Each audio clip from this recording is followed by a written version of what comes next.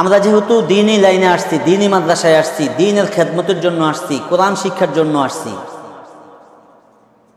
আমাদেরকে কাল কিয়ামতের ময়দানে সাহেবে কোরআন বলে ডাক দিবে। কি বলে ডাক দিবে? সাহেবে কোরআন। সাহেবে কোরআন কাকে বলে? সাহেবে কোরআন কাকে বলে? যে কোরআনের বন্ধু হয় তাকে বলে। যে কোরআনের বন্ধু হয় তাকে সাহেবে কোরআন বলে। নাকি যে কোরআনের দুশ্মন তাকে সাহেবে কোরআন বলা হবে? কোরআনের দুশ্মনদেরকে কি সাহেবে কোরআন বলা হবে? হবে না। তাহলে সাহেবে কোরআনকে যে কোরআনের বন্ধু, যে কোরআনকে গ্রহণ করবে, যে কোরআনকে আঁকড়ে ধরবে, যে কোরআনকে সংবিধান হিসাবে মেনে নেবে, তাকেই বলা হবে কি? সাহেবে কোরআন। এখন আমরা সাহেবে কোরআন হতে আসছি। কি হতে আসছি? সাহেবে কোরআন। কাল কিয়ামতের ময়দানে কিছু লোককে আল্লাহ ডাক দিবে, কে কে আছো সাহেবে কোরআন, তোমরা কোরআন পড়ো। তো সাহেবে কোরআন যারা, হাফেজে কোরআন যারা, এরা কোরআন পড়বে আর এদের মর্যাদা শুধু বৃদ্ধি পাইতে থাকবে। এদের মর্যাদা শুধু কি পাইতে থাকবে?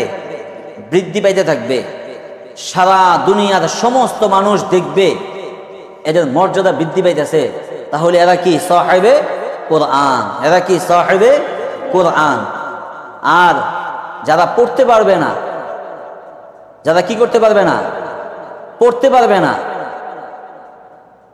তো এদেরকে কি বলা হবে? সাহেবে কোরআন বলা হবে। এরা আফসোস করতে থাকবে, চিৎকার করতে থাকবে, হায় হায় কি হবে আমার, কি হবে আমার। তো কোরআন তাদেরকে লানত করতে থাকবে যে এই লোকটা দুনিয়াতে কোরআন শিখতে গিয়েছিল, কিন্তু না শিখে সময় নষ্ট করে আমাকে ফাঁকি ঝুঁকি দিয়ে শুধু সময় অপচয় করছে। এই লোকটার উপরে তোমার লানত পড়ুক।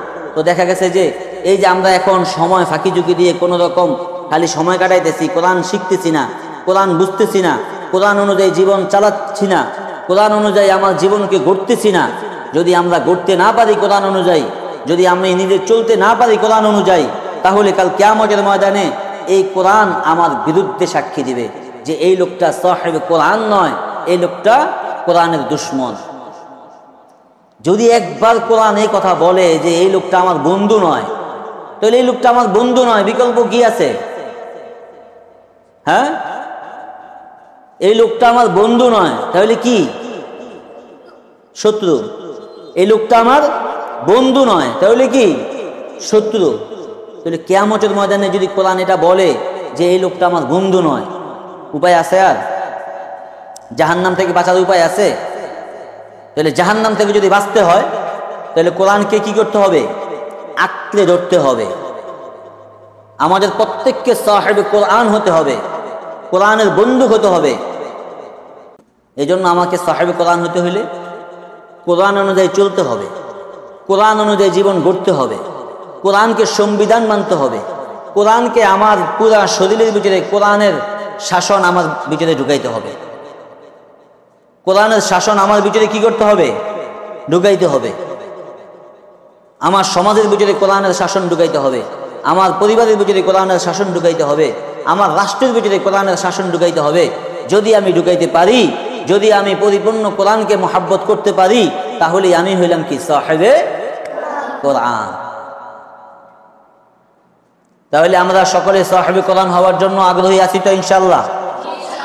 কে কে সাহেবে কোরআন হওয়ার জন্য আগ্রহ আছে? আল্লাহ কবুল করুক। হাত নামা। তো সাহেবে কোরআন হইতে হইলে নামাজ পড়তে হবে না? না পড়ে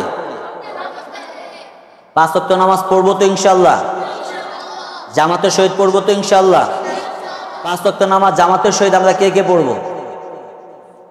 ওস্তাদকে দেখানোর জন্য, বাবা মাকে দেখানোর জন্য, শয়তানকে দেখানোর জন্য, কাকে দেখানোর জন্য? আল্লাহকে সন্তুষ্ট করার জন্য আমরা 5 ওয়াক্ত নামাজ পড়বো তো? আল্লাহ আপনি আমাদের সবাইকে কবুল করেন, বলো আমিন। হাত নামাও। আমরা সকলে 5 ওয়াক্ত নামাজ পড়বো আল্লাহকে সন্তুষ্ট করার জন্য, কোরআন পড়বো আল্লাহকে সন্তুষ্ট করার জন্য, পিতামাতার খেদমত করব আল্লাহকে সন্তুষ্ট করার জন্য, মানুষের খেদমত করব আল্লাহকে সন্তুষ্ট করার জন্য, একে অপরকে সালাম দেব আল্লাহকে সন্তুষ্ট করার জন্য। আমার যত কাজ আছে, আমার যত চলাফেরা আছে, আমার যত উঠা বসা আছে, আমার সমস্ত কাজ চলা ফিরা উঠা বসা সব কার জন্য হবে? আল্লাহর জন্য। সব কার জন্য হবে? আল্লাহর জন্য, আল্লাহকে সন্তুষ্ট করার জন্য, মানুষকে সন্তুষ্ট করার জন্য নয়, বাবা মাকে সন্তুষ্ট করার জন্য নয়। কাকে সন্তুষ্ট করার জন্য? আল্লাহকে সন্তুষ্ট করার জন্য। আল্লাহ আমাদের সবাইকে তৌফিক দান করুক, বলো আমিন। ঠিক আছে, তাহলে আজকে এই পর্যন্তই। আগামী সপ্তাহ থেকে আমরা দেখব, শনিবার থেকে দেখব যে আমরা আসলে কে কে কোরআন প্রেমী, কে কে কোরআন প্রেমী আর কে কে কোরআন প্রেমী না, এটা আমরা আগামী শনিবার থেকে দেখব ইনশাআল্লাহ। আসসালামু আলাইকুম রহমতুল্লাহি ওয়া বারাকাতুহু। সন্তান আপনার, তাকে যোগ্য করে গড়ে তোলার দায়িত্ব আমাদের। ভর্তির জন্য যোগাযোগ করুন ওমর ইবনে খাত্তাব রাদিয়াল্লাহু তাআলা আনহু আইডিয়াল মাদ্রাসা ও উম্মুল কুরা মহিলা মাদ্রাসা, ঠিকানা ডগাইর পশ্চিমপাড়া, কারিমিয়া রোড, ডেমরা, ঢাকা।